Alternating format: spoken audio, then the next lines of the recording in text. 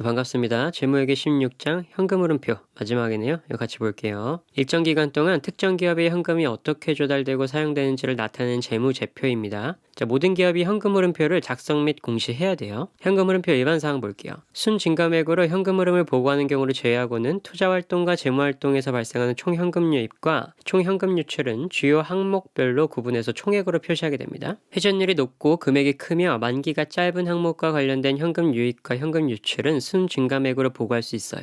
외화거래에서 발생하는 현금 흐름은 현금 흐름 발생일에 기능통화와 외화 사이의 환율을 외화금액에 적용해서 환산한 기능통화 금액으로 기록하게 됩니다. 해외 종속기업의 현금 흐름은 현금 흐름 발생일에 기능통화와 외화 사이의 환율로 환산하게 되고요. 현금 흐름 발생일에 환율로 환산하게 되는 겁니다. 정보 이용자들의 의사결정에는 직접법이 더 유용하므로 직접법을 사용할 것을 권장하고요. 환율 변동으로 인한 미실현 손익은 현금 흐름은 아니지만 외화로 표시된 현금 및 현금성 자산의 환율 변동 효과는 현금 흐름표에 별도로 보고하게 됩니다. 그러니까 환율 변동으로 인한 미실현 손익은 현금 흐름이 아니지만 외화로 표시된 환율 변동 효과는 현금 흐름표에 별도로 보고한다는 겁니다. 이자 금액은 단기 손익의 비용 항목으로 인식하는지 또는 자본화하는지에 관계없이 현금 흐름표의 총 지급액을 공시하게 되고요. 현금 흐름표의 유형성 볼게요. 기업의 미래 현금 흐름 예측과 평가에 대한 유용한 정보 제공하고요. 기업의 자금 창출 능력 및 자금 조달의 필요성에 대한 정보를 제공합니다. 투자 및 재무활동에 대한 정보를 제공하고요. 단기 순이익과 영업활동으로 인한 현금 흐름을 비교해서 이익의 질을 평가할 수 있습니다. 이익의 질이란 발생주에 의한 단기 순이익과 현금주의 순이익과의 상관관계를 설명한다는 것입니다. 지금 현금 흐름표 한계를 보면요. 기간별 경영성과를 평가하는 데 유용하지 못하고요. 자금의 정의에 따라 현금이 달라지고 그 개념이 모호합니다. 장기적인 현금 흐름을 예측하고 평가하는 데는 유용하지 않죠. 다음 현금의 개념 볼까요? 작성 기준은 현금 및 현금성 자산을 작성하게 됩니다. 은행 차입은 일반적으로 재무활동으로 볼 수 있으나 금융회사의 요구에 따라 즉시 상환해야 하는 당좌차월은 기업의 현금 관리의 일부를 구성하므로 현금 및 현금성 자산의 구성 요소에 포함하게 됩니다. 말은 길지만 당좌차월은 현금 및 현금성 자산의 구성 요소에 포함한다 이 말입니다. 현금 및 현금성 자산을 구성하는 항목 간의 이동은 영업활동, 투자활동 및 재무활동의 일부가 아닌 현금 관리의 일부이므로 현금 흐름에서 제외하게 돼요. 예로는 현금으로 단기 투자 자산을 취득했을 때를 말합니다. 그냥 현금에서 현금으로 왔다 갔다 했다고 판단하고 현금 흐름에서 제외하는 겁니다. 금융회사의 요구에 따라 즉시 상환해야 하는 당좌차월만 현금에 포함합니다. 투자 자산이 현금성 자산으로 분류되기 위해서는 확정된 금액의 현금으로 전환이 용이하고 가치 변동의 위험이 경미해야 됩니다. 따라서 취득일로부터 상환일까지의 기간이 단기인 우선주는 현금성 자산으로 분류하게 돼요. 그래서 투자 자산인데 만기일이 3개월 이전인 것들은 현금성 자산으로 보죠. 현금 및 현금성 자산의 사용을 수반하지 않는 투자활동과 재무활동 거래를 비현금 거래라 하고요. 비현금 거래는 주석으로 기재하게 됩니다. 현금 흐름상 활동 분류 볼게요. 1순위로는 단기 발생 거래가 있어요. 현금 거래랑 비현금 거래 나눌 수 있겠죠? 그럼 이 현금 거래를 대상으로 2순위 현금 흐름표로는 현금 유입과 유출, 현금 증감을 나누게 돼요. 3순위 현금 흐름표로는 그 나누는 걸 영업활동 현금 흐름과 투자활동 현금 흐름, 재무활동 현금으로 또 나누게 됩니다. 그리고 현금의 증감까지. 현금 흐름표를 작성할 때는 직접법 작성 논리가 있고 간접법 작성 논리가 있습니다. 직접법은 총 현금 유입과 총 현금 유출을 주요 항목별로 구분하여 표시하는 방법이고요. 간접법은 단기 순이익에서 비현금 수익, 비용과 영업활동 이외에 발생한 수익, 비용과 영업활동 관련 자산, 부채의 증감을 고려해서 활동 현금 흐름을 구하는 방법을 말합니다. 포괄 손익계산서상에서 단기 손익에서 시작해서 쭉 나열하게 되겠죠. 비현금 손익 거래를 차감하고 비손익 현금 거래를 가산합니다. 비현금 손익 거래는 영업활동 비관련 손익을 말하고요.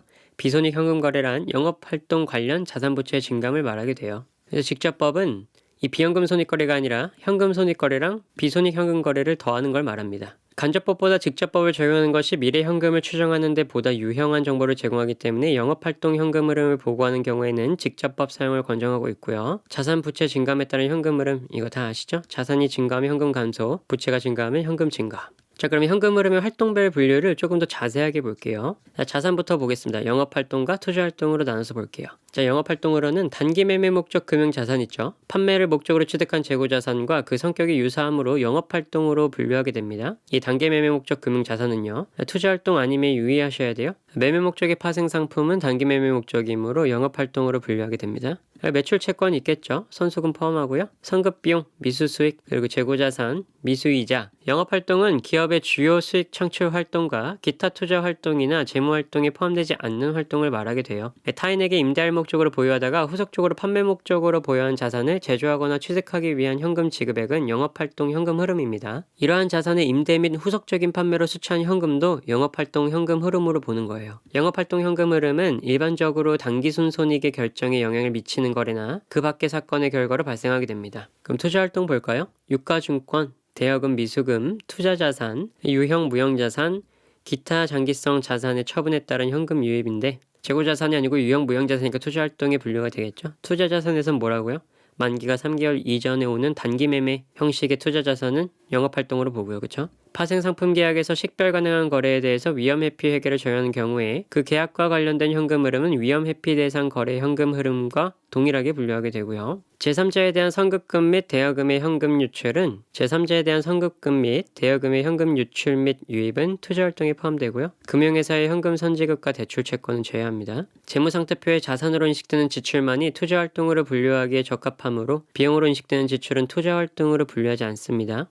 당연하겠죠. 자산으로 인식되는 지출만 투자활동이고요. 비용으로 인식되는 지출은 투자활동으로 분류하지 않아요. 종속기업과 기타 사업에 대한 지배력의 획득 또는 상실에 따른 총 현금 흐름은 별도로 표시하고 투자활동으로 분류하게 됩니다. 지배력 상실의 현금 흐름 효과는 지배력 획득의 현금 흐름 효과에서 차감하지 않고요. 거래, 사건 또는 상환 변화의 일부로서 취득이나 처분 당시 종속기업 또는 기타 사업이 보유한 현금 및 현금성 자산을 가감한 순액으로 현금 흐름표에 보호하게 됩니다. 일단 상실은 상식끼리 차감하고요. 획득은 획득끼리 상기하게 돼요. 자, 지금 자산 봤고요. 그럼 부채 자본 볼까요? 자, 부채 자본은 영업활동하고 재무활동으로 나뉘게 됩니다. 자, 부채 자본의 영업활동으로는 매입 채무, 선급금 포함되고요. 미지급 비용, 선수수익, 미지급 법인세, 충당부채, 영업활동 관련된 충당부채요.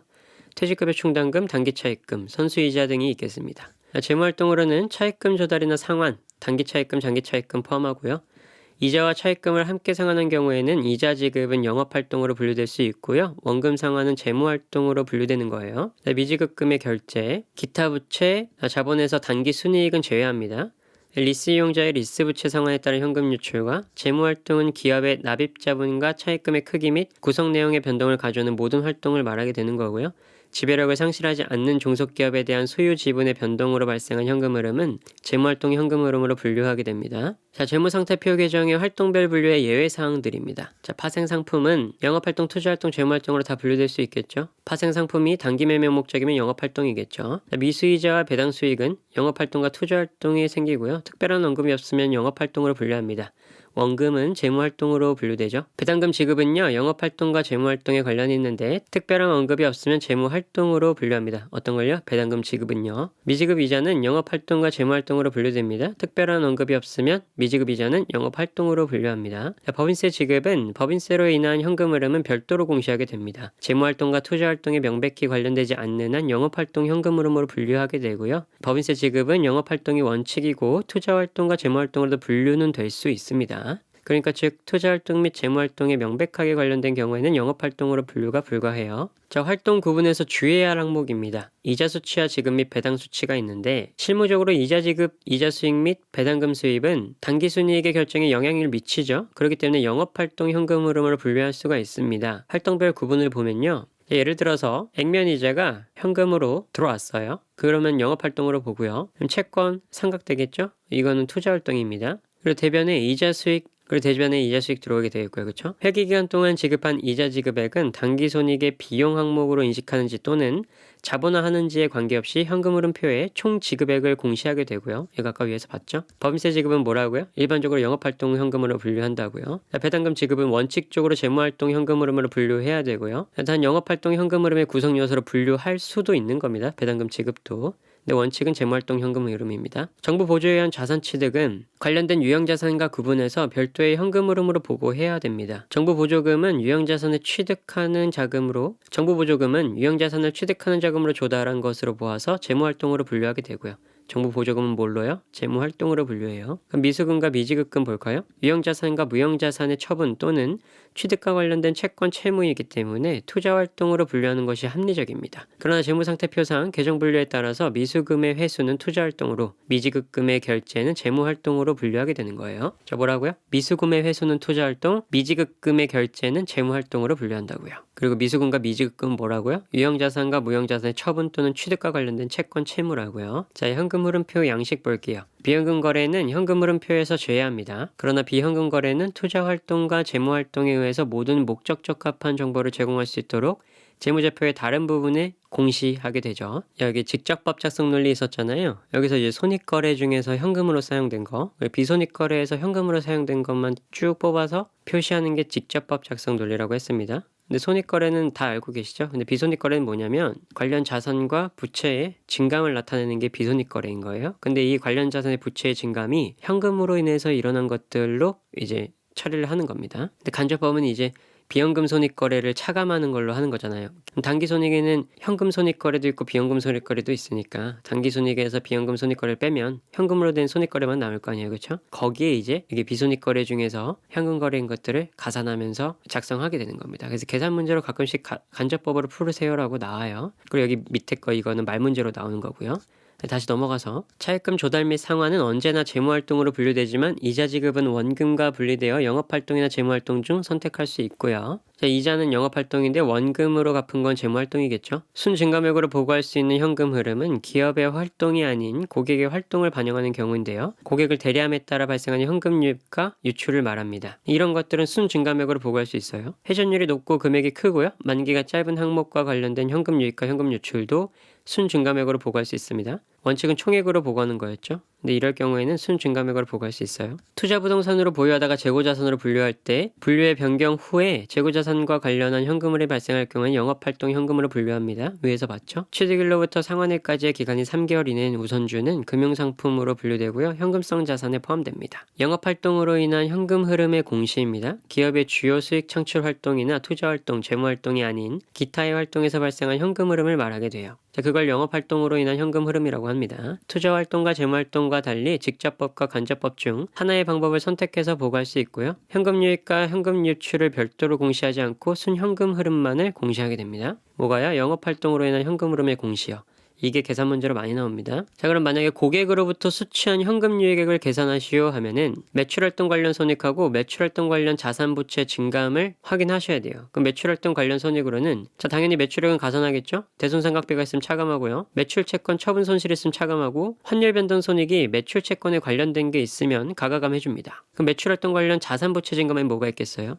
매출 채권이 증감했거나 대손 충당금이 증감했거나 선수금이 증감했을 때 매출 활동과 관련한 자산부채 증감이 되겠죠. 자, 만약에 문제에서 대손 충당금은 제시되어 있는데 대손 상각비가 주어져 있지 않다면 반드시 대손 상각비로 확인해야 됩니다. 자, 대손 상각비는 대손 충당금의 기초금액과 환입, 거기에 대손 설정된 걸 더하면 대손 상각비겠죠. 대손 확정된 것과 기말금액을 합치면 대손 상각비가 됩니다. 자, 이건 그러면 매출활동 관련 손익에 들어가게 되겠죠. 그리고 만약에 문제에서 공급자에게 지급하는 현금 유출액을 물어봤어요. 그러면 고객이 아니고 공급자니까 매입활동 관련 손익하고 매입활동 관련 자산부채 증감을 확인해 봐야겠죠. 매입활동 관련 손익에는 매출원가는 차감하고요. 채무 면제이익이 있으면 가산하겠죠. 환율 변동 손익이 매입 채무 관련된 게 있으면 가감하고요. 매입활동 관련 자산부채 증감에는 자, 상품의 증감이나 선급금의 증감, 그 다음에 매입 채무의 증감이 있겠죠. 매출과 관련된 선수금, 매입과 관련된 선급금 잘 구분하세요. 재고자산의 감모 손실과 평가 손실은 매출 원가에 포함해서 계산하게 됩니다. 여기 매출 원가 할 때요. 자, 매입에 평가 손실, 감모 손실 다 더한 걸 매출 원가에 포함해서 계산한다. 그 말입니다. 문제에서 종업원에 대한 현금 유출액 물어보면요. 기타 영업활동 관련 손익으로 급여, 퇴직급여 나오겠죠. 그리고 주식결제형, 주식보상비용 등이 있으면 가산하게 되고요. 기타 영업활동 관련 자산부채 증감에는 선급급여나 미지급급여, 확정급여 채무가 있겠죠. 주식결제형 주식보상비용은 주식선택권, 자본조정과 관련된 계정으로 재무활동 현금 흐름을 계산하는 경우 사용되고요. 종업원에 대한 현금 유출액 계산 시에는 제외됩니다. 그러니까 주식결제형 주식보상비용 급여에 포함 시에 제외라고 되어 있는데 가산이냐? 급여나 퇴직금은 빼니까 이게 있어서 가산하면서 급여, 퇴직급여에서 이걸 제외한다는 겁니다. 이해되시죠? 주식결제형 주식보상 비용이 문제에 제시되지 않을 경우에는 주식 선택권의 증감을 이용해서 주식결제형 주식보상 비용을 산정해야 됩니다.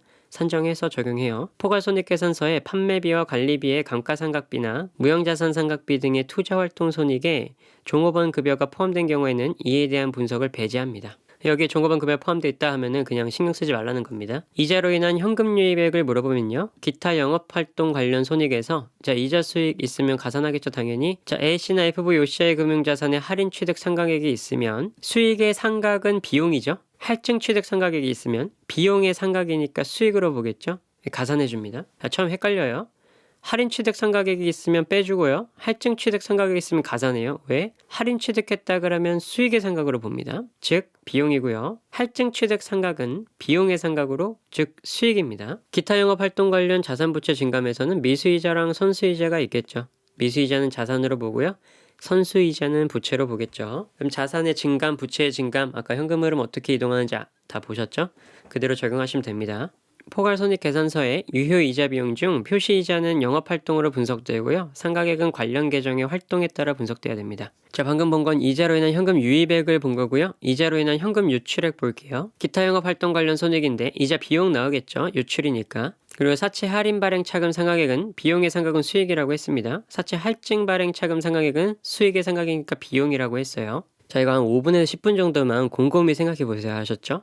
할인 취득 상각액입니다. 할인해서 취득해서 상각됐다. 할인해서 발행하면 내 손해죠. 내 손해가 상각됐어요. 내 손해가 줄어들었다는 겁니다. 그럼 수익입니다. 할인해서 취득한 게 상각되면 내가 이득 본 게 줄어든 겁니다. 할증해서 취득했다는 내가 더 줘서 취득했다니까 비용을 줬다는 거예요. 근데 그게 상각됐다. 비용의 상각으로 보는 거고요. 사채 할증해서 발행했다. 할증해서 발행했으면 내가 돈을 더 받게 됐다. 근데 그게 상각됐다. 비용입니다. 가감하고 가산하고. 그리고 전환권 조정, 신주 인수권 조정 상각액은 비용의 상각 가산입니다. 전환권 조정이나 신주 인수권 조정도 내가 나중에 줄 돈들이죠. 줄 돈들이 점점 상각돼 가면 비용의 상각이니까 가산하겠죠. 기타 영업활동 관련 자산부채 증감에서는 선급이자와 미지급이자가 있습니다. 유출할 땐 선급이자, 미지급이자, 유입될 땐 미수이자, 선수이자가 있겠죠. 그 선급이자는 뭐예요? 자산이에요. 먼저 줬으니까. 미지급이자는 뭡니까? 부채예요. 아직 안 줬으니까. 자본화 차입원가가 있는데 자산의 증가감입니다. 자본화 차입원가는 자산으로 본다 이거예요. 이자 지급액이 당기손익의 비용 항목으로 인식되는지 또는 자본화되는지 여부에 관계없이 현금 흐름표는 총 지급액을 공시해야 되고요. 이건 계속 나오네요. 그리고 마지막으로 법인세로 인한 현금 유출액이 있어요. 기타 영업활동 관련 손익으로는 법인세 비용이 있고 자기주식 처분 손익 법인세 효과, 기타 포괄손익 변동 법인세 효과가 있겠죠. 기타 영업활동 관련 자산부채 증감으로는 선급 법인세가 있겠고 단기 법인세 부채가 있겠죠. 이연 법인세 자산 또는 부채 등이 있습니다. 선급 법인세는 자산이겠죠. 그렇죠? 자기주식 처분 손익 그리고 기타 포괄손익 누계액 관련 법인세 효과를 직접 가감하는 자본 항목이 있는 경우에 이에 대한 법인세 효과도 법인세 지급액 계산 시 고려해야 됩니다. 영업활동으로 인한 현금 흐름인데 간접법입니다. 간접법. 개념은 포괄손익계산서의 당기순이익에서 현금을 수반하지 않는 거래와 영업활동과 관련 없는 손익을 제거하고요. 재무상태표상 영업활동과 관련이 있는 자산 및 부채의 증감을 고려해서 순현금을 산출하게 되는 겁니다. 말은 긴데 기준은 당기순이익을 잡고 현금에 관련 없는 거래, 영업활동과 관련이 없는 손익, 그러면 영업활동과 관련이 있는 그리고 현금을 수반한 거래만 남게 되겠죠. 거기에 재무상태표상의 영업활동과 관련된 자산부채의 증감을 고려하면은 순현금 흐름이 산출된다는 거예요. 간접법은 영업활동 현금 흐름을 계산할 때만 사용해요. 그 이자와 배당금의 수치 및 지급에 따른 현금 흐름과 법인세로 인한 현금 흐름은 항상 별도로 공시하도록 되어 있고요. 즉 간접법으로 표시되는 경우에 매출, 매입과 종업원 관련 현금 흐름만 간접법으로 표시해요. 이자와 배당금, 법인세 관련 현금 흐름은 직접법으로 표시해서 영업에 창출된 현금과 분리해서 공시하게 됩니다. 무슨 말이냐? 처음에 간접법으로 계산을 해요. 법인세 비용 전 차감 전 순익, 당기 순이익을 기준으로 딱 잡고 영업활동과 관련 손익을 차감하고 이자 손익, 배당금, 법인세 관련 손익은 여기서 일단 빼버려요. 간접법으로 계산하지 않겠다는 겁니다. 그래서 간접법에 표시되는 경우에는 매출, 매입과 종업 관련 현금 흐름만 간접법에 표시가 된다가 그 말인 거예요. 그럼 이게 어디에 다시 표시되냐? 일단 영업활동 관련 자산 부채의 증감까지 더한 다음에 영업에서 창출된 현금이 나오겠죠. 이렇게. 여기에서 다시 이자와 배당금, 법인세 관련 현금 흐름은 직접법으로 표시해서 영업에 창출된 현금과 분리해서 공시한다 돼 있는데, 그렇게 되면 여기서 다시 이자 수치 지급 또는 배당금 수치, 법인세 납부한 거를 계산한 다음에 마지막으로 영업활동 순현금 흐름이 나오게 되는 거예요. 여기서 더해줘야 되기 때문에 이 간접법 계산할 때 여기선 빼는 겁니다. 이 뺐던 걸 그냥 여기서 다시 더해준다. 그렇게만 알고 넘어가시면 됩니다. 법인세 차감 전 손익인지 단기 순이익인지에 따라서 법인세 비용 차감 여부가 달라지는데, 법인세 비용 전 차감 순이익이면 법인세 비용을 별도로 차감하지 않고요. 이 기준이 단기 순이익이에요. 그럼 법인세 고려 후 금액으로 봅니다. 법인세 비용을 별도로 차감하는 거예요. 무슨 말이냐? 여기가 법인세 비용 차감 전 순이익이면 여기서 법인세 관련 손익을 차감하지 않는다는 거예요. 법인세 비용을 별도로 차감하지 않아요. 근데 여기가 기준이 단기 순이익이었다. 그럼 여기서도 법인세 관련 비용을 차감한다는 거예요. 그 다음에 여기서 다시 고려해 주는 거고요. 계산 문제 풀면 감 옵니다. 자, 그럼 여기까지 16장 현금 흐름표까지 다 끝났습니다. 모두 수고하셨습니다. 계산 문제 한번 다 풀어보세요.